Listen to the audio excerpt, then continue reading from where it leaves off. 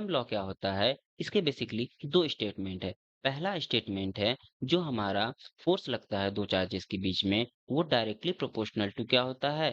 Directly proportional to the product of charges. And second statement क्या होता है? ये इनवर्सली प्रोपोर्शनल क्या है? Square of the distance between them. यानी इसको मैथमेटिकली हम लोग कैसे रिप्रेजेंट करेंगे? जो F है वो प्रोपोर्शनल क्या होगा? Q1 Q2 के, और F हमारा इनवर्सली प्रोपोर्शनल क्या होगा? 1 अपॉन आर स्क्वायर के। ठीक है, यहाँ से इन दोनों को यदि हम कंबाइन करें तो हमें क्या मिलेगा? F proportional Q1 Q2 upon are square. यहाँ से यदि हम प्रोपोर्शनलिटी सिंबल को हटाएंगे तो हमें एक प्रोपोर्शनलिटी कांस्टेंट मिलेगा जिसको हम लोग कहते हैं K, और Q1 Q2 upon are square बचेगा। ओके, इसके बाद ये जो K की वैल्यू होती है वो क्या होती है? यहाँ से K की वैल्यू हम डिफाइन करेंगे यहाँ से, k equal to 1/4 pi epsilon naught. Epsilon naught क्या है? वैक्यूम की परमिटिविटी है, और इसकी न्यूमेरिकल वैल्यू आती है 9 इंटू 10 के पावर 9 न्यूटन मीटर स्क्वायर पर कूलम्ब स्क्वायर। ये के की हमारी मैथमेटिकल वैल्यू हो गई। एंड यहाँ ये हमारा क्या हो गया? Force between two charges. अब इसको हम वेक्टर फॉर्म में कैसे लिखेंगे? यदि हम इसको वेक्टर फॉर्म में लिखेंगे, वेक्टर F इक्वल टू के Q1 Q2 and divided by are square. इसका डायरेक्शन जो होता है वो आर कैप के डायरेक्शन में होता है। तो यहाँ से हम किसी भी यूनिट वेक्टर को कैसे लिखते हैं? उसके वेक्टर और डिवाइडेड बाई उसका मॉड लिखते हैं। ठीक है, तो यहाँ से इसको हम मॉडिफाइड करें तो ये हमें मिलेगा वेक्टर F इक्वल टू के Q1 Q2 divided by are cube हो जाएगा यहाँ पे, और ये हमारा आर वेक्टर मिलेगा। तो ये हो गया हमारा इसका वेक्टर फॉर्म। और इसके बाद हम इसको पोजीशन वेक्टर फॉर्म के रूप में कैसे लिखेंगे? तो यहाँ से वेक्टर आर को यदि हम लिखेंगे तो ये क्या लिखेंगे? लेट से हमारा दो पोजीशन है R1 और R2, तो ये R2 माइनस R1 हो जाएगा। और यहाँ से हमारा जो आर क्यूब है उसको कैसे लिखेंगे? Mod of R2 minus R1। Okay, तो इन दोनों चीजों को हम क्या करते हैं? इस इक्वेशन में पुट कर देते हैं तो हमें क्या मिलेगा? वेक्टर F इक्वल टू के Q1 Q2 and R2 minus R1। ठीक है, और इसके बाद divided by mod of R2 minus R1 का क्यूब। ओके, सो ये हो गया हमारा पोजीशन वेक्टर के फॉर्म में इलेक्ट्रिक सॉरी फोर्स हो गया। ठीक, तो इसके बाद हमारा अगला टॉपिक है इसमें यहाँ पे कि प्रिंसिपल ऑफ सुपरपोजिशन क्या होता है? इसको हम लोग बेसिकली कैसे डिफाइन करते हैं? यदि हमारे पास दो या दो से अधिक चार्जेस हैं तो उस उसमें क्या, यदि दो से अधिक फोर्स हो, चार्जेस हो, तो उसके लिए हमारा जो नेट फोर्स होता है वो क्या होता है? कि इसका वेक्टर सम होता है। ठीक है, सारे फोर्सेस का वेक्टर सम होता है। इसी को हम लोग क्या कहते हैं? प्रिंसिपल ऑफ सुपरपोजिशन कहते हैं। और यहाँ पे जो रिजल्टेंट फोर्स आता है इंडिविजुअल पॉइंट चार्जेस के लिए इसका सम हो जाता है। ठीक है, तो इसका मैथमेटिकली एक्सप्रेशन हम कैसे लिख सकते हैं? यहाँ पे यदि लेट से हमारा बहुत सारा चार्जेस है, Q1 Q2 Q3 चार्जेस है। ठीक है, Q1 Q2 Q3 ऐसे ही टोटल हमारे n चार्जेस हैं। ओके, तो Qn चार्जेस हैं, तो इस पे जो फोर्स होगा हमारा क्या हो जाएगा? ये वेक्टर सम होगा ना सबका, तो ये F1 plus F2 plus dash dash dash dash and Fn हो जाएगा। ठीक, और यहाँ से इसको हम लोग कैसे लिखेंगे? यहाँ पे फाइनली जो F होगा उसको हम लोग कैसे लिखते हैं? K, एंड ये Q1 के कारण Q2 पे लग रहा है तो K Q1 Q2। अच्छा, लेट से यहाँ पे Q नॉट है ना, यहाँ पे सारे फोर्सेस Q नॉट पे लग रहे हैं, तो यहाँ से हमारा क्या हो जाएगा? Q not and Q1 divided by R, और इसकी पोजीशन क्या है हमारी? R1 है। ठीक है, ये इसका स्क्वायर हो जाएगा, और यहाँ पे प्लस K, और दूसरे दूसरे चार्ज के कारण हमारा क्या लगेगा Q नॉट पे फोर्स? कि क्यू नॉट क्यू टू, और इसकी पोजीशन क्या है? आर टू है, तो ये आर टू का स्क्वायर हो जाएगा। ऐसे ही हमारे लास्ट चार्जेस के कारण क्यू नॉट पे फोर्स कितना लगेगा? कि Q naught Q N divided by R N का स्क्वायर। अब यहाँ से हम इसको क्या लिख सकते हैं? कि क्यू नॉट तो हमारा कॉमन हो गया, और यहाँ से हमारा क्या बचा? Q one divided by r one का square and q two divided by r two का स्क्वायर। एंड ऐसे ही लास्ट चार्ज के लिए हमारा क्या हो जाएगा? Q N divided by R N का स्क्वायर। यहाँ पे अब हम फ़ोर्स को क्या लिख सकते हैं बेसिकली समेशन के फॉर्म में लिख सकते हैं। पहले के क्यू नॉट तो हमारा कॉमन था, उसको बाहर ले लेते हैं और यहाँ से हमारा आई इक्वल टू कहाँ से वेरी कर रहा है, 1 से लेके n तक वेरी कर रहा है और यहाँ से Q I divided by are आई का स्क्वायर हो जाएगा। ये हो गया हमारा प्रिंसिपल ऑफ सुपरपोजिशन का फॉर्मूला। सो नेक्स्ट टॉपिक पे चलते हैं। अगला टॉपिक क्या है हमारा, एक इस पे बेस्ड एक न्यूमेरिकल है, ठीक है? यहाँ पे लेट से 10 हमारे 10 चार्ज पार्टिकल है और वो fixed on the X axis पे रखे गए हैं और x equal to 10 millimetre, 10, 20 millimetre ऐसे ही करके ये 100 मिलीमीटर तक जाता है और जो फर्स्ट पार्टिकल है 10 की पावर माइनस 8 कूलम्ब उसका क्या है, चार्ज है। तो यहाँ से हम क्या कहेंगे इसको, यहाँ से क्या हो जाएगा हमारा, इस चार्ज पे हमें 1 कूलम्ब के चार्ज पे फोर्स फाइंड करना है। तो यहाँ पे हम प्रिंसिपल ऑफ सुपरपोजिशन लगाते हैं। तो प्रिंसिपल ऑफ सुपरपोजिशन लगाएंगे तो F इक्वल टू हमारा क्या हो जाएगा, यहाँ से K और ये हमारा चार्ज है 1 कूलम्ब का एंड यहाँ पे क्या हो जाएगा summation of I equal to यहाँ पे 10 पार्टिकल्स है ना, 10 चार्ज पार्टिकल्स है तो I इक्वल टू 1 से लेके I ये 10 तक हो जाएगा और यहाँ पे हमें क्या मिल जाएगा, यहाँ पे हमें मिल जाएगा क्यू आई एंड यहाँ पे आर आई का स्क्वायर। तो इसको एक्सपेंड करते हैं, यहाँ से के की वैल्यू कितनी थी, यहाँ पे के टर्म में बता देते हैं और यहाँ पे चार्ज कितना था इसका 1 कूलम्ब का और यहाँ पे 1 कूलम्ब का चार्ज है इस पे और यहाँ से क्या हो जाएगा हमारा, ये तो के हो जाएगा, ठीक है? और अंदर क्या हो जाएगा हमारा, पहले Q1 को लिखते हैं, Q1 पे चार्ज कितना है 10 की पावर माइनस 8 कूलम्ब है और इसकी डिस्टेंस कितनी है, इसकी डिस्टेंस है 10 मिलीमीटर ना, तो इसको हम लोग मीटर में कन्वर्ट करते हैं यानी 10 इंटू 10 की पावर माइनस 3 हो जाएगा, ठीक है? इसका स्क्वायर हो जाएगा ना। सो नेक्स्ट हमारा सेकंड चार्ज के कारण क्या हो जाएगा, इस पे भी क्या है, इस पे है 8 इंटू 10 की पावर माइनस 8 ये है। तो यहाँ से हमारा क्या हो जाएगा, इसका डिस्टेंस क्या है 20 mm है ना, तो यहाँ से 20 इंटू 10 की पावर माइनस 3 का स्क्वायर, इसको भी मैंने मिनट में कन्वर्ट कर दिया। ऐसे ही हमारे 10 पार्टिकल्स हैं।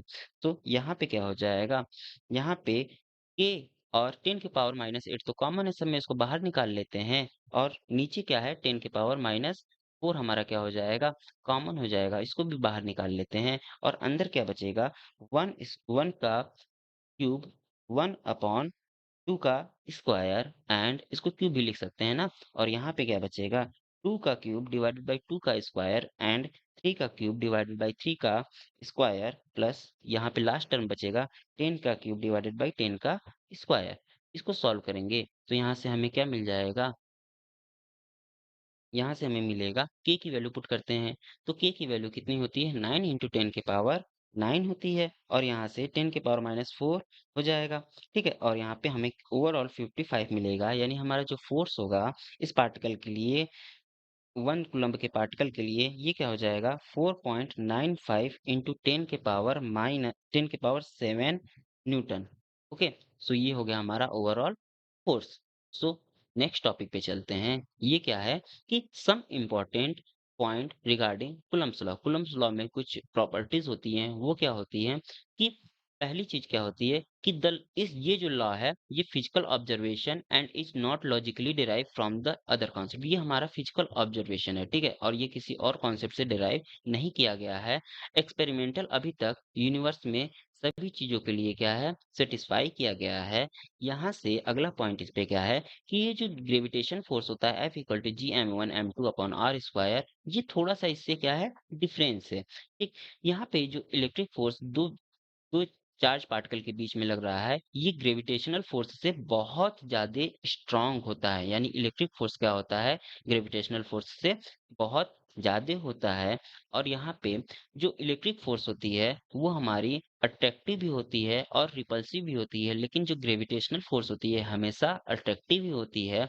इलेक्ट्रिक फोर्स जो डिपेंड करता है मीडियम पे डिपेंड करता है। यहाँ पे फॉर्मूला में आया था एप्सिलॉन नॉट, वो यदि मीडियम रहेगा तो वहां से एप्सिलॉन हो जाता है और ग्रेविटेशनल फोर्स हमारा किसी मीडियम पे डिपेंड नहीं करता है। यहाँ पे जो फोर्स होता है वो एक्शन रिएक्शन पेयर पे डिपेंड करता है। यानी यहाँ पे ये चार्ज पार्टिकल हैं सेम चार्ज रहेंगे तो ये अपोज करेगा और इक्वल रहेंगे तो ये क्या करेगा अट्रैक्ट करेगा, लेकिन मास में ऐसा कोई कॉन्सेप्ट नहीं होता है। यहाँ पे कुछ सिमिलर पॉइंट है, ये फोर्स कंजर्वेटिव होते हैं, वर्क डन क्या होता है इसमें क्लोज पाथ के लिए हमारा 0 हो जाता है कूलम्ब फोर्स के लिए। तो नेक्स्ट टॉपिक क्या है कि यहाँ पे जो नेट कूलम्ब फोर्स होते हैं, ये क्या होता है 1/4 pi epsilon not Q1 Q2 upon R square होता है और किसी मीडियम में रख दे तो ये एप्सिलॉन नॉट नहीं, यहाँ पे क्या हो जाता है एप्सिलॉन। और एप्सिलॉन की वैल्यू क्या होती है यहाँ से एप्सिलॉन की वेट अ मिनट एप्सिलॉन की वैल्यू यहाँ से हम लिख सकते हैं एप्सिलॉन की वैल्यू हमारी एप्सिलॉन नॉट एप्सिलॉन आर होती है और यहाँ से इन दोनों को डिवाइड करेंगे तो हमें क्या मिलेगा F upon F prime equal to epsilon upon epsilon naught और एप्सिलॉन के को ही हम लोग एप्सिलॉन आर भी कहते हैं रिलेटिव परमिटिविटी। ठीक। सो नेक्स्ट टॉपिक है इसका, नेक्स्ट टॉपिक पर बात करें तो वेट अ मिनट। तो यहाँ पे क्या है, ये के क्या है हमारा डाइइलेक्ट्रिक कांस्टेंट है, ठीक है? हमारा ये के क्या है डाइइलेक्ट्रिक कांस्टेंट है और ये क्या होता है the ratio of the force on two point charges is free space to the medium field by up to infinity. ठीक है? यहाँ से नेक्स्ट टॉपिक पे बात करते हैं, ये क्या होता है डाइइलेक्ट्रिक कांस्टेंट, ये रेशियो होता है F upon F prime sorry epsilon upon epsilon not का। एप्सिलॉन क्या है मीडियम की परमिटिविटी है और एप्सिलॉन नॉट क्या है वैक्यूम की है। सो यहाँ पे अगले टॉपिक पे बात करें तो the law express the force between two point charge at a rest is applying it to the case of extended body of the finite size care should be taken assume the whole charge of the body to be concentrated at its center and as this is true only for the spherical charge body that too that too for external point. ठीक, यानी यदि किसी कोई भी body हो, ठीक है, बहुत दूर हो तो हमें इसे अज्यूम करना पड़ेगा कि ये स्फेरिकल बॉडी होती है, अदरवाइज ये लॉ इस पे होल्ड नहीं कर सकता। तो यहाँ से जो नेट इलेक्ट्रिक फोर्स है चार्ज पार्टिकल पे, ये क्या करता है कि presence of dielectric but force due to one charge particle on the another charge particle does not depend on the medium. यानी एक फोर्स के लिए यदि हम बात करें, एक चार्ज पार्टिकल के लिए बात करें, ठीक है, तो वो मीडियम पे डिपेंड करेगा। लेकिन यहाँ पे हम 1 चार्ज पार्टिकल के लिए बात करें सॉरी 2 चार्ज पार्टिकल के लिए बात करते हैं तो ये हमारा मीडियम पे डिपेंड करता है और 1 चार्ज पार्टिकल के लिए बात करें तो ये मीडियम पे डिपेंड नहीं करेगा। So electric force between two charges does not depend neighbouring charge, ये नेबरिंग चार्ज पे हमारे डिपेंड नहीं करते हैं। ये सब क्या है इसके अजम्पशन है, ठीक है? तो यहाँ पे एक और न्यूमेरिकल सॉल्व करते हैं फोर्स पे कूलम्ब फोर्स पे। तो यहाँ से इसकी वैल्यू क्या हो जाएगी, इस क्वेश्चन में बेसिकली बताया गया है कि इस क्वेश्चन में क्या बताया गया है कि दो आइडेंटिकल पिच बॉल हैं और ये अरेंज किए गए हैं, ये चार्ज बॉडी है, ठीक है, और ये अरेंज किए गए हैं रबिंग अगेंस्ट ईच अदर। ठीक, ये एक दूसरे से रब करते हैं। They are suspended from the horizontal rod through two string of the length 20 centimetre each. ये इनकी लेंथ क्या है 20 सेंटीमीटर ईच है। द सेपरेशन इन दोनों के बीच का सेपरेशन कितना दिया गया है, ये 5 सेंटीमीटर दिया गया है। Equilibrium the separation between the ball, equilibrium में इनका सेपरेशन क्या है 3 सेंटीमीटर है। Find the mass of the each ball and the tension in the string. The charge on the each ball has a magnitude क्या है 2 into 10 के power -8 coulomb है। तो इसको हम लोग कैसे फाइंड करेंगे यहाँ से, यहाँ पे देखिएगा ये 5 सेंटीमीटर सेपरेशन है, ठीक है। अब इक्विलिब्रियम कंडीशन में ये 3 सेंटीमीटर सेपरेशन आता है। तो ये स्ट्रिंग है ना, स्ट्रिंग पे हमारा टेंशन टी वर्क करेगा और ये हमारा एंगल थीटा है। तो यहाँ से क्या हो जाएगा, इस पे फोर्स क्या हो जाएगा, दोनों पे सेम चार्ज है, ठीक है, एक पे नेगेटिव का एक पे पॉजिटिव का, तो के क्यू स्क्वायर बाई आर इस पे फोर्स हो जाएगा और ये टेंशन टी है ना, तो इसका यहाँ पे थीटा है तो इस डायरेक्शन में इसका कंपोनेंट क्या हो जाएगा टी साइन थीटा हो जाएगा और इस डायरेक्शन में कंपोनेंट क्या हो जाएगा टी कॉस थीटा। यहाँ से हमें क्या मिला, टी साइन थीटा की वैल्यू कितनी मिली, t sine theta equal to k q square by are square मिला और यहाँ पे टी कॉस थीटा की वैल्यू हमें कितनी मिली एम जी मिली। एम जी हमारा पार्टिकल पे ग्रेविटी नीचे की ओर वर्क एक्ट करेगा। तो यहाँ से इन दोनों का रेशियो यदि हम निकालें तो टेन थीटा इक्वल टू हमें क्या मिल जाएगा, tan theta equal to k q square by are square m g मिल जाएगी, ठीक है। अब यहाँ से आर स्क्वायर की वैल्यू यहाँ पे ये कितना है हमारा आर है ना, तो आर स्क्वायर की वैल्यू कितनी हो जाएगी, अब पाइथागोरस थ्योरम से आर स्क्वायर की वैल्यू यदि हम फाइंड करें, wait a minute, Pythagoras theorem से आर स्क्वायर की वैल्यू हमें क्या करना पड़ेगा फाइंड करना पड़ेगा। तो टेन थीटा इक्वल टू के, ठीक है, के और क्यू की वैल्यू कितनी है 2 इंटू 10 के पावर माइनस 8 का स्क्वायर हो जाएगा और यहाँ से हमें क्या मिल जाएगा, पाइथागोरस थ्योरम का अप्लाई करेंगे तो यहाँ पे इसकी वैल्यू कितनी हो जाएगी, under the root under the root अच्छा ये इसका स्क्वायर हो जाएगा तो यहाँ पे हम क्या लिख सकते हैं, 20 का स्क्वायर माइनस 1 का स्क्वायर। तो वेट अ मिनट, यहाँ पे पाइथागोरस थ्योरम लगाना है तो टेन थीटा के लिए डायरेक्ट लगा लीजिए ना। टेन थीटा के लिए पाइथागोरस थ्योरम से यदि हम टेन थीटा की वैल्यू फाइंड करना चाहें तो ये किसके इक्वल होगा, 1 अपॉन अंडर द रूट 20 का स्क्वायर माइनस 1 का स्क्वायर। ठीक है, और ये किसके इक्वल हो जाएगा, सारी वैल्यूज को पुट करते हैं, के की वैल्यू कितनी है, के ही लेते हैं, अभी बाद में पुट कर लेंगे। एंड 2 इंटू 10 के पावर माइनस 8, ये चार्ज की वैल्यू हो गई, दो चार्जेस लिए स्क्वायर।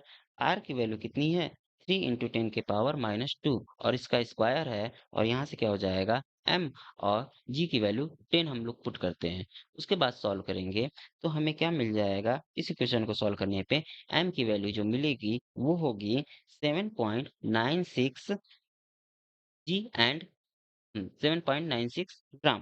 ठीक, तो यहाँ से t cos थीटा, अब हमें क्या करना है, t इक्वल टू क्या था हमारा, mg अपॉन cos थीटा था ना। तो यहाँ से mg की वैल्यू m की वैल्यू रखेंगे तो ये कितनी है, यहाँ पे मिलीग्राम है, एक सेकेंड, यहाँ पे ये क्या है, मिलीग्राम मिलेगा हमें।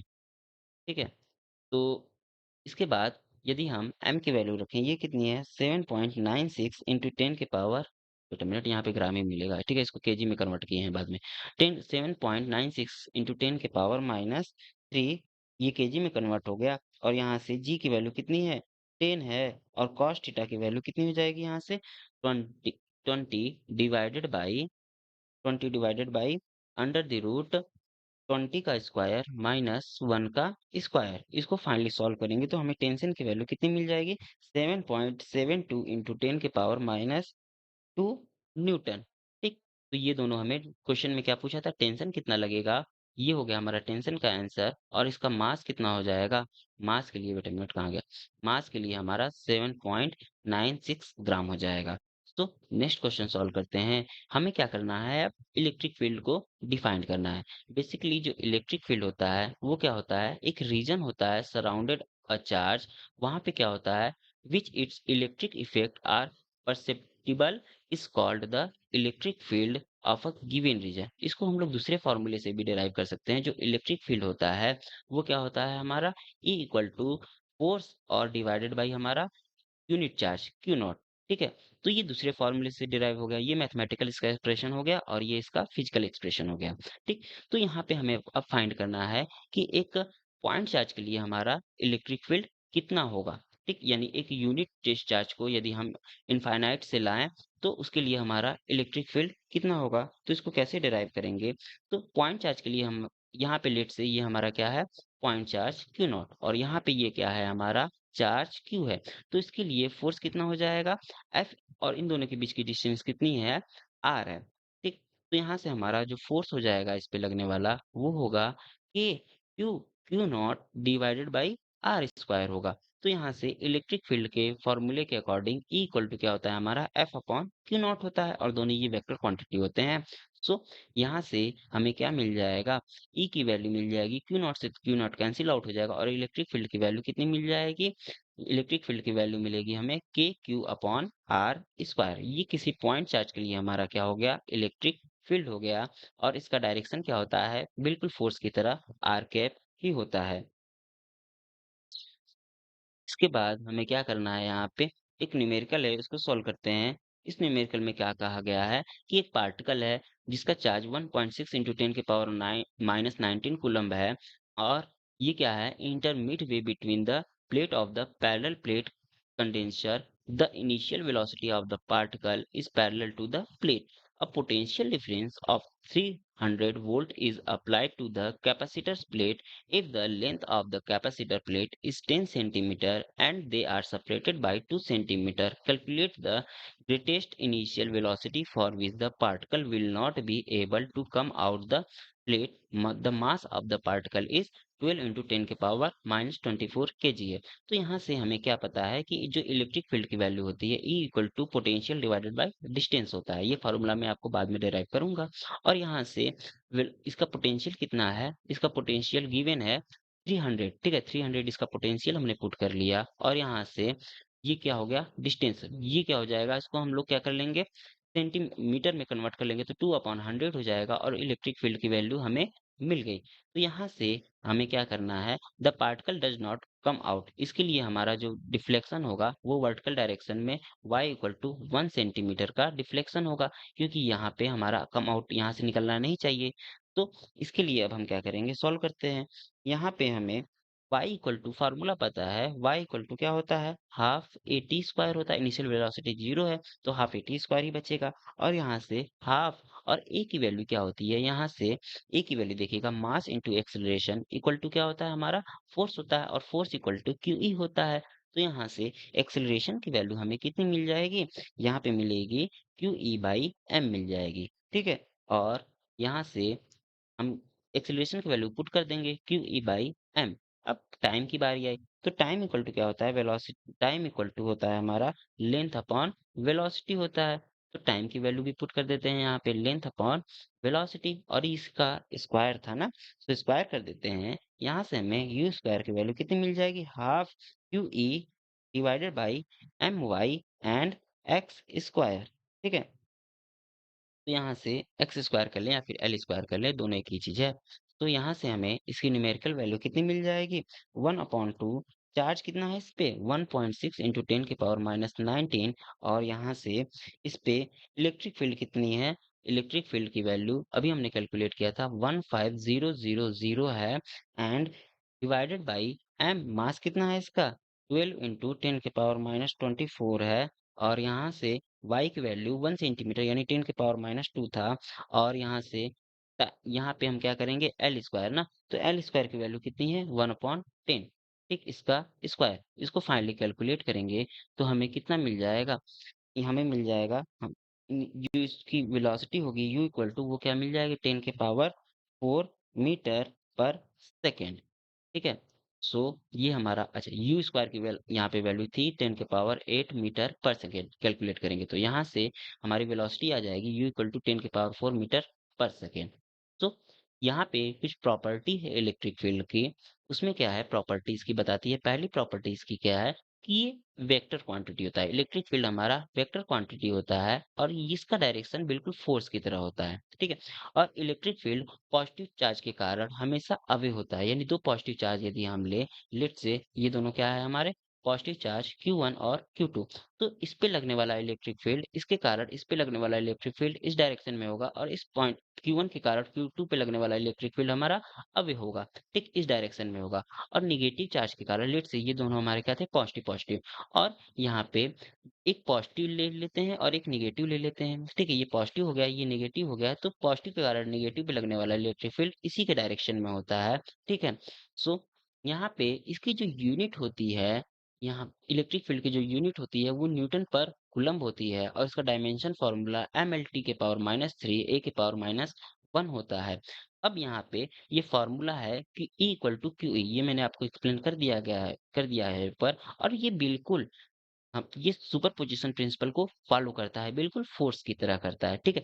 अब इसमें चार्ज डिस्ट्रीब्यूशन की बारी आती है, तो डिफरेंट चार्ज डिस्ट्रीब्यूशन होते हैं। इसमें जो पहला चार्ज डिस्ट्रीब्यूशन होता है, वो डिस्क्रीट होता है, ठीक? डिस्क्रीट मतलब एक बॉक्स है हमारा, ठीक? उसमें कई सारे चार्जेस डिस्क्रीट रखे गए हैं, Q1, Q2, Q3, Q4। तो इसमें जो इलेक्ट्रिक फ़ील्ड होगा, वो क्या हो जाएगा, KQ upon R cube and यहाँ पे R वेक्टर हो जाएगा, ठीक है? यहाँ से इसको हम EP equal to summation of i equal to 1 से लेके जितने भी चार्जेस है वहां तक लिख सकते हैं EI के टर्म में। अब यहाँ पे कंटिन्यूअस चार्ज डिस्ट्रीब्यूशन होता है, डिस्क्रीट और कंटिन्यूअस दो टाइप्स के बेसिकली होते हैं। डिस्क्रीट मतलब जो हम जिसको हम फ्रैक्शन के फॉर्म में लिख सके, कंटिन्यूअस मतलब जिसको फ्रैक्शन के फॉर्म में नहीं लिखा जा सकता है। तो कंटिन्यूअस की बारी है। कंटिन्यूअस चार्ज डिस्ट्रीब्यूशन में क्या होता है यहाँ पे सबसे पहले किसी भी एक स्मॉल एलिमेंट के कारण हम क्या करते हैं इलेक्ट्रिक फील्ड को फाइंड कर लिया। अब यहाँ पे डीक्यू को क्या लिख सकते हैं, सबसे पहले यदि ये हमारा लीनियर चार्ज डिस्ट्रीब्यूशन है तो डीक्यू को हम लिखेंगे लैम्डा डीएल। यदि ये सरफेस चार्ज डिस्ट्रीब्यूशन है तो डीक्यू को लिखेंगे हम सिग्मा। यहाँ पे लैम्डा क्या है charge per unit length, sigma क्या है चार्ज पर यूनिट एरिया। और यदि हमारा वॉल्यूम चार्ज डिस्ट्रीब्यूशन है तो इसके लिए हम डीक्यू को क्या लिखेंगे रो डीवी। यहाँ पे रो क्या है चार्ज पर यूनिट वॉल्यूम यानी ये चार्ज डेंसिटी है। सिग्मा लेमडा सिग्मा और रो क्या है हमारी चार्ज डेंसिटी है। लेमडा लीनियर के लिए है, सिग्मा हमारा सरफेस के लिए है।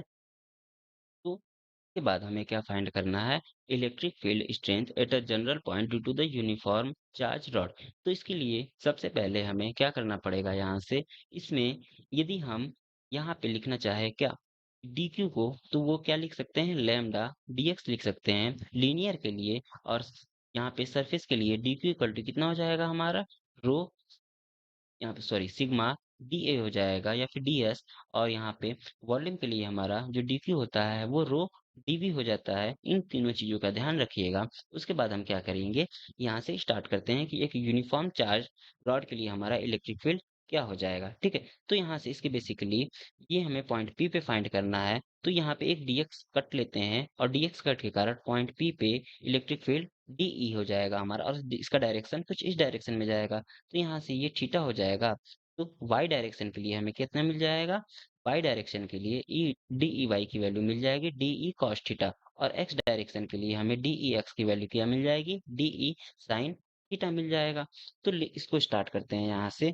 यहाँ पे सबसे पहले हम फाइंड करते हैं किसके लिए, अच्छा पहले डीई की वैल्यू लिख लेते हैं ना। डीई की वैल्यू कितनी हो जाएगी, के, और यहाँ पे चार्ज कितना था हमारा, पी क्यू चार्ज था। और डिस्टेंस कितनी थी, ये लेट से ये डिस्टेंस हमारी जेड है। तो जेड की वैल्यू कितनी आ जाएगी, यहाँ से ये डिस्टेंस एक्स है ना, तो ये लेट से ये जेड है। तो यहाँ पे जेड का स्क्वायर, ठीक है, तो जेड का स्क्वायर क्या हो जाएगा हमारा, के डी क्यू पाइथागोरस थ्योरम से, अच्छा डी क्यू को भी यहाँ पे चेंज कर देते हैं क्या, लैम्डा डी एक्स से। तो पाइथागोरस थ्योरम के अकॉर्डिंग जेड स्क्वायर की वैल्यू कितनी हो जाएगी, आर का स्क्वायर प्लस एक्स का स्क्वायर। ये तो डीई की वैल्यू हो गई। अब हमें डीई एक्स निकालना है ना, तो पहला काम हमारा क्या है, डीई एक्स निकालना। तो इसकी वैल्यू क्या हो जाएगी हमारी, डीई डीई एक्स की वैल्यू डीई साइन थीटा। ठीक है, तो यहाँ से हमें क्या मिल जाएगा, डीई की वैल्यू पुट कर देते हैं, ये क्या हो जाएगा, के लेमडा डी एक्स अपॉन, और ये हो जाएगा हमारा आर का स्क्वायर प्लस एक्स का स्क्वायर और साइन थीटा। तो इस टाइप के इंटीग्रेशन को सॉल्व करने के लिए यहाँ पे हमें बेसिकली क्या करना है, इंटीग्रेशन ले लेना है ना इसका। तो यहाँ से ये हो जाएगा हमारा ई एक्स हो जाएगा। तो इस टाइप के इंटीग्रेशन को सॉल्व करने के लिए हमें एज्यूम करना पड़ता है x equal to r tan theta. ठीक है, तो इसका डिफरेंशिएट करेंगे तो हमें क्या मिल जाएगा, डी एक्स की वैल्यू आर एंड एक्स की वैल्यू हमें क्या मिल जाएगी, r sec square theta, r sec theta. ठीक है, और r sec theta d theta कितनी मिलेगी, ठीक, वेट अ मिनट, इसका डिफरेंशिएट करेंगे तो हमें कितनी मिलेगी, आर सेक स्क्वायर ना, आर सेक स्क्वायर थीटा और डी थीटा। तो ये हमें dx की वैल्यू मिल गई। अब हम क्या करेंगे, ex की वैल्यू जो हमारी थी, इसकी वैल्यू कितनी हो जाएगी यहाँ से, इंटीग्रेशन, अच्छा जो कांस्टेंट है उसको बाहर ले लेते हैं, तो के लेमडा हमारा कांस्टेंट है उसको बाहर ले लिया। और यहाँ से dx की value r sec square theta d theta हो गई, और साइन थीटा हमारा पहले से था। और नीचे क्या हो जाएगा, जब हम इसमें एक्स स्क्वायर की वैल्यू पुट करेंगे तो आर स्क्वायर हमारा कॉमन हो जाएगा, और बचेगा क्या, one plus sec square theta, इसकी वैल्यू क्या होती है, one sorry one plus tan square theta, इसकी वैल्यू होती है हमारी सेक स्क्वायर थीटा। ठीक है, यहाँ से हमने पुट किया क्या, one plus one plus tan square theta equal to sec square theta. ठीक है, इसके बाद हम क्या करेंगे, यहाँ पे सेक स्क्वायर थीटा तो कैंसिल आउट हो जाएगा, एक आर से एक आर कैंसिल आउट हो जाएगा, और आर कांस्टेंट है वो हमारा क्या हो जाएगा, बाहर चला जाएगा, यानी के लैम्डा डिवाइडेड बाई आर और साइन थीटा डी थीटा। ठीक, यहाँ से लिमिट देखिएगा, ये हमारा अपोजिट डायरेक्शन में जा रहा है, इसीलिए ये हो जाता है हमारा माइनस थीटा वन से लेके ये पॉजिटिव डायरेक्शन में जा रहा है थीटा टू इधर की ओर, तो ये हो जाएगा हमारा थीटा टू। ठीक, तो यहाँ से इसको हम क्या करेंगे, इंटीग्रेट करेंगे, तो साइन थीटा का क्या होता है, माइनस कॉस थीटा ना, तो यहाँ पे माइनस और के लेमडा डिवाइडेड बाई आर, और अपर लिमिट कॉस थीटा ना, तो यहाँ से कॉस थीटा लिख लेंगे, लोअर लिमिट क्या है माइनस थीटा वन, और अपर लिमिट क्या है थीटा टू। तो यहाँ से हमारा क्या आ जाएगा, minus k lambda, wait a minute, minus k lambda divided by r, यहाँ पे आर बचेगा ना, हम minus k lambda divided by r, and के साथ हमें क्या मिलेगा यहाँ पे, इसका यदि हम लोग लोअर लिमिट रखें तो कॉस माइनस थीटा वन, और कॉस माइनस थीटा वन की वैल्यू क्या होती है, कॉस थीटा वन ही होती है। ठीक, और ये अपर लिमिट रखेंगे ना, पहले अपर लिमिट रखेंगे कॉस थीटा टू माइनस, और ये लोअर लिमिट रखे तो ये क्या हो जाएगा हमारा, कॉस कॉस, और ये मिल जाएगा हमें थीटा वन। ठीक है? तो माइनस यदि अंदर जाएगा तो हमें क्या मिल जाएगा? ई एक्स की वैल्यू कितनी मिल जाएगी हमारी? K lambda divided by r and k lambda divided by r और ये मिल जाएगा हमें cos theta 1 minus cos theta 2 मिल जाएगा। ठीक? ये हो गया हमारा अपर लिमिट और लोअर लिमिट रखने के बाद फॉर्मूला। सो नेक्स्ट हम लोग क्या करेंगे डी ई वाई को फाइंड करते हैं। D E y equal to क्या हो जाएगा हमारा डी ई एंड यहाँ पे कॉस थीटा हो जाएगा ना, डी ई कॉस थीटा हो जाएगा। ठीक, तो इसकी वैल्यू अच्छा यहाँ पे याद रखिएगा हमने क्या यूज किया है, कॉस थीटा वन की जो वैल्यू होती है कॉस माइनस थीटा की जो वैल्यू होती है कॉस माइनस थीटा की वैल्यू होती है ये क्या होती है कॉस थीटा ही होती है। ठीक है, सो फॉर्मूले का यूज किया है हमने।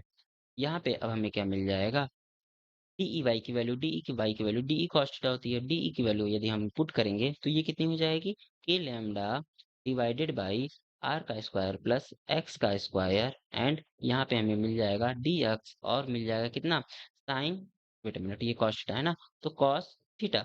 अब हम क्या करेंगे बिल्कुल सिमिलरली उसकी तरह ही हम लोग इसको सॉल्व करेंगे। तो यहाँ से ई वाई की वैल्यू कितनी हो जाएगी, हमने वहां पे क्या लिया था एक्स को आर टेन थीटा माना था, तो यहाँ से dx की वैल्यू आई थी। ओवरऑल कट के हमें क्या मिल जाएगा यहाँ से, यहाँ पे के लैम्डा डिवाइडेड बाई आर और यहाँ से मिलेगा क्या, यहाँ पे मिलेगा हमें कॉस थीटा।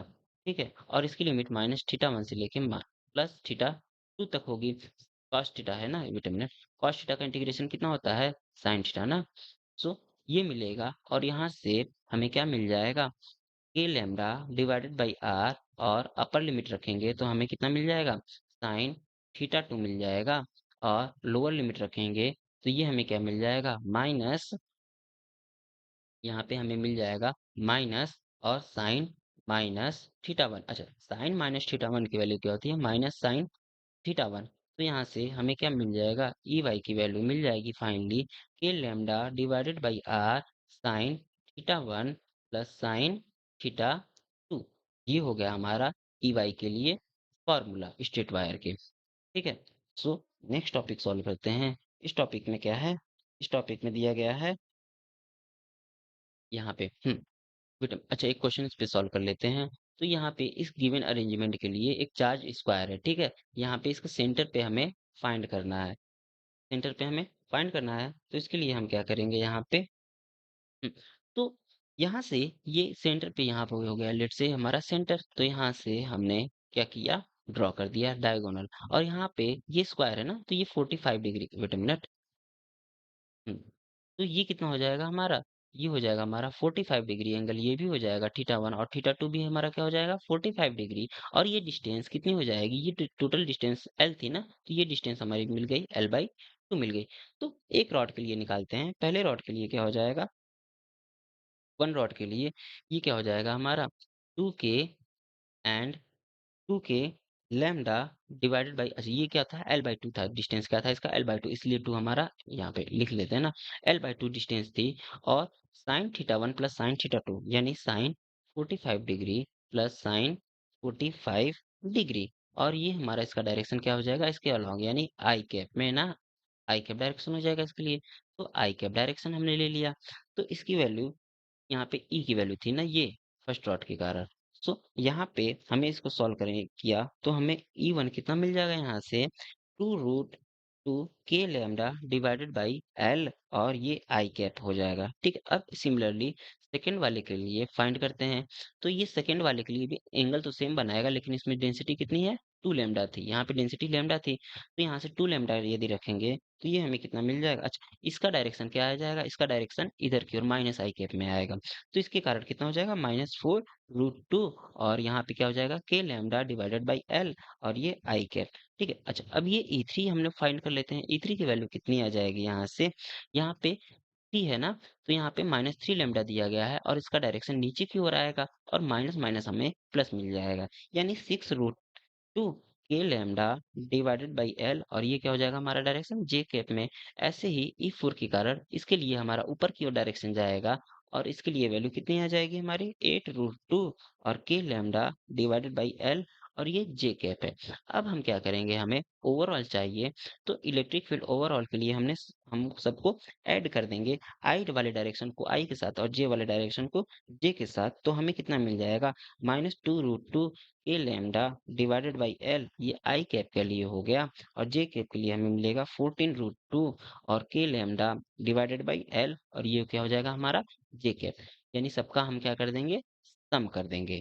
ठीक है, तो ये हो गया हमारा फाइनल आंसर।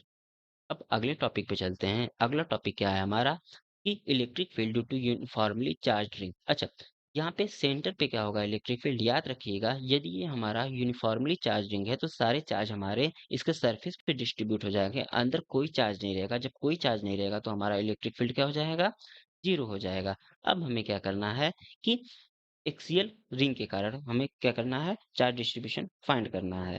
तो इसको सॉल्व कैसे करेंगे, यहाँ पे लेट से डीक्यू, यहाँ पे एक छोटे से एलिमेंट डीक्यू एलिमेंट के लिए हमने क्या लिया, डीएल लेंथ लिया।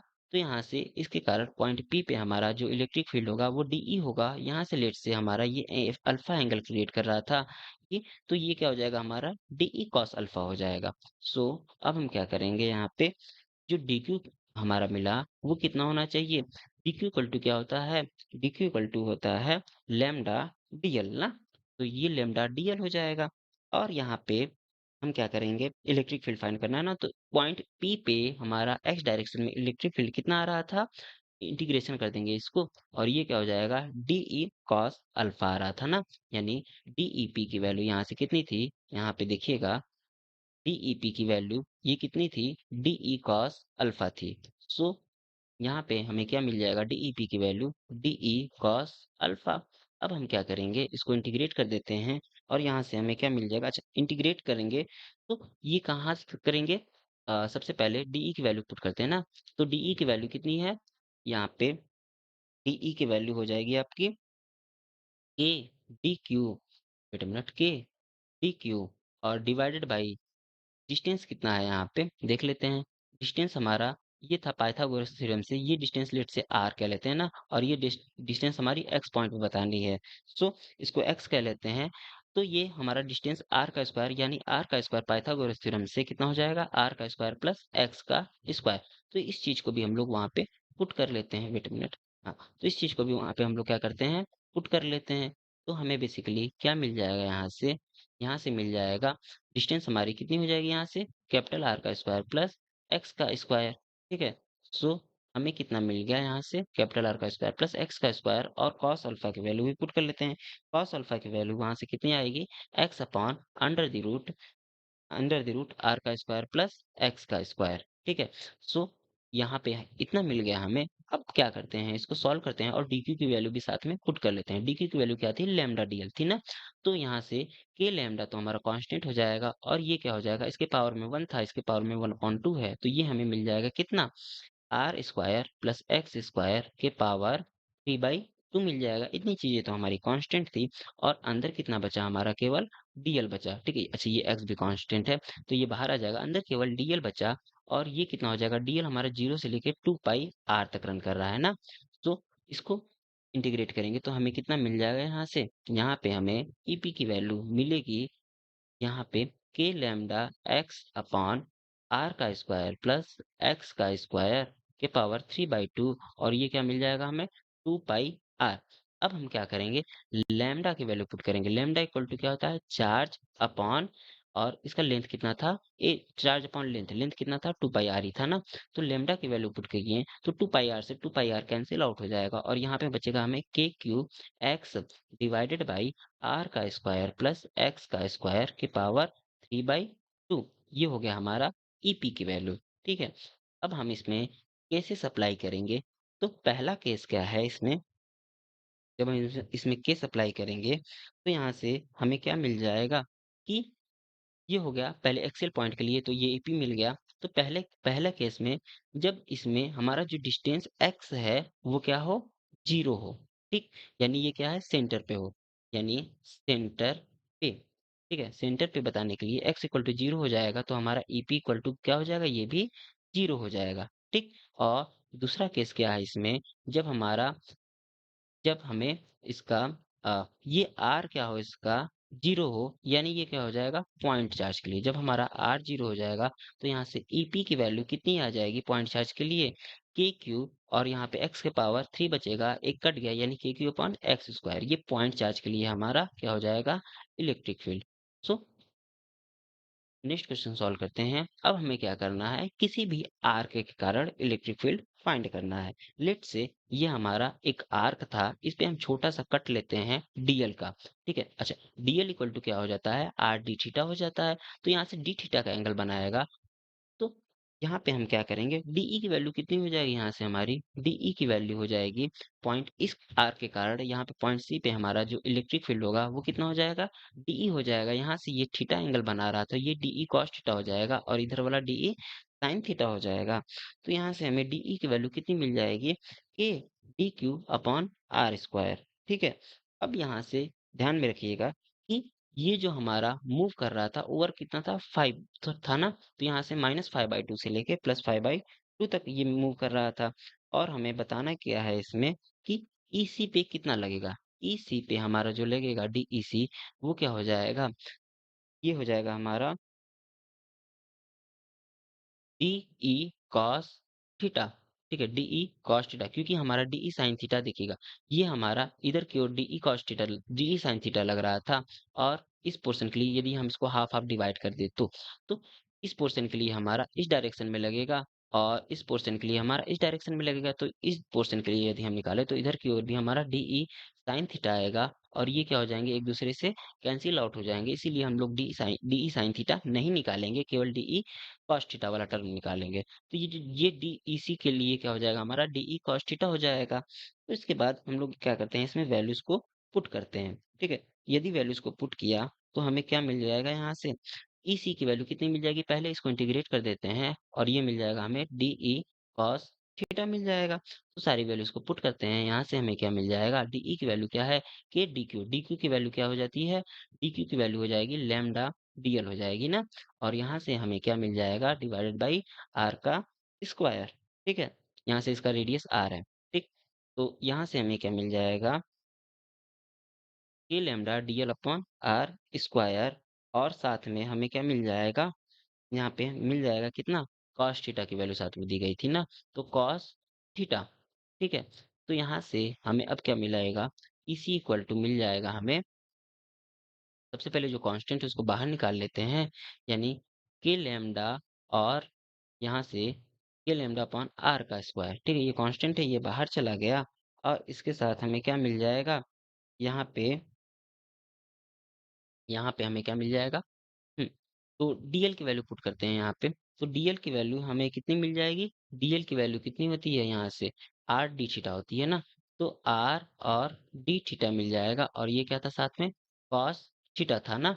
सो उसके बाद हमें क्या करना पड़ेगा, यहाँ से यहाँ पे हमें मिल जाएगा कितना, के लैम्डा डिवाइडेड बाई एक आर तो कैंसिल आउट हो जाएगा और यहाँ पे मिलेगा हमें कॉस थीटा डी थीटा मिल जाएगा। ठीक है, अच्छा, यहाँ पे याद याद रखिएगा, ये जो इसकी लिमिट है वो कहाँ से कहाँ तक वेरी कर रही है, यहाँ पे कितनी लिमिट इसकी वेरी करेगी। ठीक है, अच्छा, लेट से कि हमारी अभी कोई लिमिट वेरी नहीं कर रही है, हमें केवल एंगल के टर्म में इसको बताना है। तो वो कितना हो जाएगा, यहाँ से k lambda divided by r cos theta का क्या होता है हमारा, कॉस थीटा क्या होता है हमारा कॉस थीटा है ना। तो कॉस थीटा का हमारा इंटीग्रेशन क्या होता है साइन थीटा। ठीक है, साइन थीटा होता है। सो ये हो गया हमारा के लैम्डा अपॉन आर और साइन थीटा। ठीक है, तो ये जितना एंगल वेरी करेगा, लेट से ये हमारा थीटा एंगल वेरी कर रहा था, तो ये कितना हो जाएगा के लैम्डा अपॉन आर और ये साइन थीटा। ठीक, तो यहाँ से हमें क्या मिल जाएगा, वेट अ मिनट, इसको हम कुछ और तरीके से सॉल्व कर सकते हैं। ठीक है, तो यहाँ पे तो यहाँ पे हमें क्या मिल जाएगा, यहाँ से यदि हम कैलकुलेट करें डी क्यू को कैलकुलेट करना है ना, तो डीई की वैल्यू यहाँ से ईसी की वैल्यू कितनी हो जाएगी, इंटीग्रेशन के डी क्यू अपॉन आर का स्क्वायर एंड कॉस थीटा, ये तो होगा ही। अब हम लोग डी क्यू को लिख क्या सकते हैं, यहाँ से डी क्यू को लिख सकते हैं टोटल हमारा चार्ज इस पे क्यू था और ये एंगल कितना बना रहा था, पाई का एंगल क्रिएट कर रहा था और ये छोटा सा एंगल था डी थीटा। ठीक है? तो इसको यहाँ से पुट करते हैं और लेते हैं, तो EC की वैल्यू कितनी आ जाएगी इसके लिए? यहाँ पे DQ की वैल्यू इसमें पुट कर देते हैं, तो हमें क्या मिल जाएगा? K और Q अपॉन पाई और R स्क्वायर, ये तो हमारा कांस्टेंट हो जाएगा और इंटीग्रेशन किसका बचेगा केवल हमारा? यहाँ पे डी कॉस थीटा और डी थीटा का बचेगा। तो यहाँ से हमें ओवरऑल EC की वैल्यू कितनी मिल जाएगी? अच्छा, ये लिमिट क्या है? ये हाफ पोर्शन के लिए इधर मूव कर रहा है, लेट्स से 5/2 इधर की ओर मूव कर रहा है, ये माइनस में हो जाएगा और यहाँ पे 5/2 हमारा राइट साइड में मूव कर रहा है, ये प्लस में हो जाएगा। ठीक, तो लिमिट क्या हो जाएगी हमारी? -5/2 से लेके प्लस 5/2 तक हो जाएगी। इसको इंटीग्रेट करेंगे और लिमिट पुट करेंगे तो हमारी वैल्यू कितनी आ जाएगी? 2k क्यू और साइन पाई बाई 2 और डिवाइडेड बाई हमारा क्या हो जाएगा? 5r square. ये क्या हो गया हमारा? किसी भी आर्क के लिए फार्मूला हो गया। ठीक है? यहाँ पे फाई क्या है? टोटल एंगल है और 5/2 क्या है? हाफ एंगल है। तो ये हो गया हमारा फार्मूला। तो नेक्स्ट क्वेश्चन सॉल्व करते हैं। तो अब हम फाइंड करते हैं electric field strength due to a uniformly surface charge disc. यानी एक डिस्क लेते हैं। अच्छा, सर्कल के लिए एक्सिस पे जो हमारा इलेक्ट्रिक फील्ड होता है वो क्या होता है? E equal to k q x and divided by x का स्क्वायर प्लस आर का स्क्वायर के पावर 3/2। ये तो हम जानते हैं, अभी हमने जस्ट प्रीवियस फाइंड किया था। तो यहाँ से अब हमें क्या करना है कि लेट से ये हमारा तो सर्कल ही है ना, यहाँ पे ये सर्कल है और इसका लेंथ कितना है? छोटे से सर्कल के लिए ये हमारा इस पे लेंथ कितना हो जाएगा? dq चार्ज आ जाएगा। ठीक है, यहाँ से dq चार्ज आ गया, तो dq चार्ज के लिए छोटा सा इलेक्ट्रिक फील्ड बनेगा de। इसकी वैल्यू क्या होगी? k dq x divided by x का स्क्वायर प्लस r का स्क्वायर और के पावर 3/2। अब हम dq की बात कर लेते हैं। यहाँ से जो dq इक्वल टू होता है वो क्या होता है? हमारा सरफेस है ना। ये क्या हो जाएगा? q की वैल्यू यहाँ से आ जाएगी हमारी पाई, यहाँ सिग्मा पाई एंड वाई है ना इसका radius, sigma pi y square. तो यहाँ से डी क्यू डिफ्रेंशिएट कर देंगे तो ये क्या हो जाएगा? सिग्मा 2 पाई वाई और डी वाई हो जाएगा। तो ये यहाँ पे हम पुट कर लेते हैं, तो k sigma 2 pi y d y divided by x का स्क्वायर प्लस आर का स्क्वायर के पावर 3/2। इसके बाद हम क्या करेंगे यहाँ से? अच्छा, यहाँ पे साथ में x भी तो था। तो उसके बाद हम क्या करेंगे यहाँ से? E इक्वल टू क्या हो जाएगा हमारा? Integration of DE। और यहाँ से हमें क्या मिल जाएगा? 0 से लेके r तक ये हमारा वेरी कर रहा है। y कहाँ से जा रहा है? 0 से लेके r तक जा रहा है। ठीक है, तो इसमें k sigma 2 pi y d y x divided by x का स्क्वायर प्लस आर का स्क्वायर के पावर 3/2। इसमें जो कांस्टेंट है उसको बाहर कर लेते हैं और बाकी में क्या-क्या कांस्टेंट है? यहाँ पे अच्छा, ये रेडियस क्या है? y है ना, यहाँ पे ये y लेंगे क्योंकि हमारा ये y है। इस छोटे से के लिए ये y डिस्टेंस दिया गया है ना। सो यहाँ पे हम y पुट करेंगे। ठीक है, y का स्क्वायर। तो यहाँ पे हमारा क्या हो जाएगा? जो कांस्टेंट है उसको बाहर ले लेते हैं। कांस्टेंट क्या है? k सिग्मा 2 पाई और ये सिग्मा 2 पाई एक्स ये कांस्टेंट है। और बाकी सबका यदि हम इंटीग्रेट किए तो हमें कितना मिल जाएगा? -1 upon under the root x का स्क्वायर प्लस वाई का स्क्वायर और लिमिट क्या हो जाएगी हमारी? 0 से लेके आर तक की लिमिट हो जाएगी। यानी इलेक्ट्रिक फील्ड हमें यहाँ से फाइनल कितना मिल जाएगा? सिग्मा अपॉन 2 एप्सिलॉन नॉट, के की वैल्यू रख लेंगे 1/4 pi epsilon not. Sigma upon 2 epsilon not 1 minus x upon x का स्क्वायर प्लस आर का स्क्वायर का रूट मिल जाएगा। ठीक है, और ये क्या हो जाएगा? फाइनल आंसर हमारा electric field due to a uniformly charge disc के लिए। तो इसके बाद हम नेक्स्ट टॉपिक पे चलते हैं। हमारा अगला टॉपिक क्या है कि इलेक्ट्रिक फील्ड लाइंस।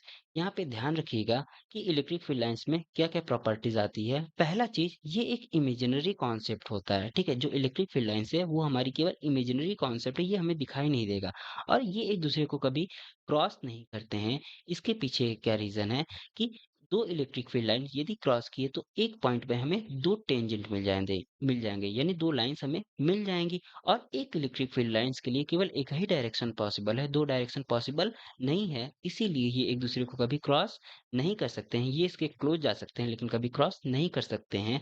और ये क्या होते हैं कि ये कभी भी क्लोज लूप नहीं बनाते हैं। ठीक है, ये भी याद रखिएगा, इलेक्ट्रिक फील्ड लाइंस कभी क्लोज लूप नहीं बनाती है, वो मैग्नेटिक फील्ड लाइंस बनाती है क्लोज लूप। और इसमें अगला प्रॉपर्टी क्या है कि यहाँ पे जो नंबर ऑफ लाइंस ओरिजिनेटिंग और टर्मिनेटिंग ऑन अ चार्ज, इसमें क्या होता है, जो चार्ज होता है वो प्रोपोर्शनल होता है किसके, charge is proportional to the magnitude of charge in, ठीक है, यानी यहाँ पे क्या हो जाएगा कि जो चार्ज होता है वो प्रोपोर्शनल होता है किसके, number of electric field lines, ठीक है, इलेक्ट्रिक फील्ड लाइंस। इस पे काफी न्यूमेरिकल्स भी बनते हैं, कभी करा के इस पे भी बता दूंगा।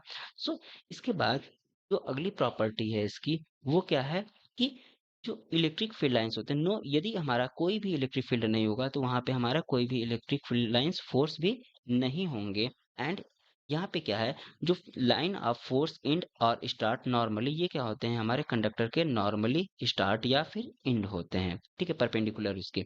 और यहाँ पे जो lines of first force per unit area normal to the area point represent the magnitude of intensity. Crowded lines क्या होती है यहाँ पे, स्ट्रॉन्ग, यदि जितनी भी magnetic field, sorry electric field lines यदि पास में है तो वो हमारा स्ट्रॉन्ग फील्ड बनाता है, और ये दूर दूर है तो हमारा क्या बनाएगा, वीक इलेक्ट्रिक फील्ड बनाएगा।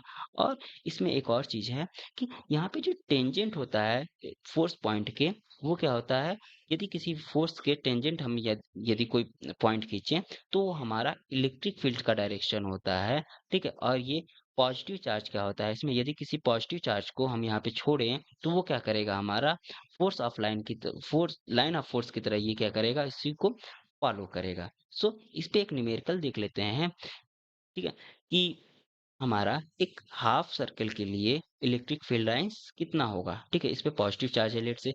तो मैंने आर्क के लिए आप लोग को बताया था कि जो इलेक्ट्रिक फील्ड होता है आर्क के लिए, ये क्वेश्चन है आपका, ठीक है, हाफ सर्कल के लिए इसका सॉल्यूशन क्या है कि इलेक्ट्रिक फील्ड लाइन आर्क के लिए बताया था 2k, एंड 2k यहाँ पे बताया था ना, वेट अ मिनट देख लेते हैं, आर्क के लिए कहाँ गया, हाँ आर्क के लिए हमारा, वेट अ मिनट, आर्क,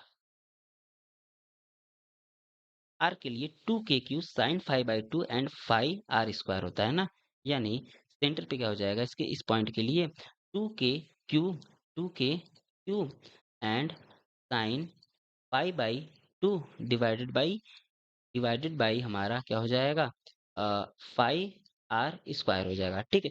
तो इसको कैसे सॉल्व करेंगे, यहाँ पे 2k³ हो गया और यहाँ पे हमारा ओवरऑल एंगल फाई क्या हो जाएगा, पाई हो जाएगा ना, तो साइन 5/2 हो जाएगा यहाँ से, और यहाँ पे हमारा फाई क्या है, पाई है, और ये हो जाएगा हमारा r²। साइन 5/2 की वैल्यू कितनी होती है हमारी, 1 होती है, तो ये क्या हो जाएगा 2, और k की वैल्यू क्या होती है, 1/4πε0r² होता है, 1/4πε0 हो जाएगा, ये क्या हो जाएगा हमारा r², और पाई पहले से था और ये कितना हो जाएगा, तो यहाँ से इसको सॉल्व करेंगे तो e की वैल्यू कितनी आ जाएगी हमारी 2, और 2 तो डिवाइड हो गया, यानी q अपॉन कितना हो जाएगा ये, q/4π² four pi square and epsilon not r का स्क्वायर, ये हो गया हमारा फाइनल आंसर। So thanks.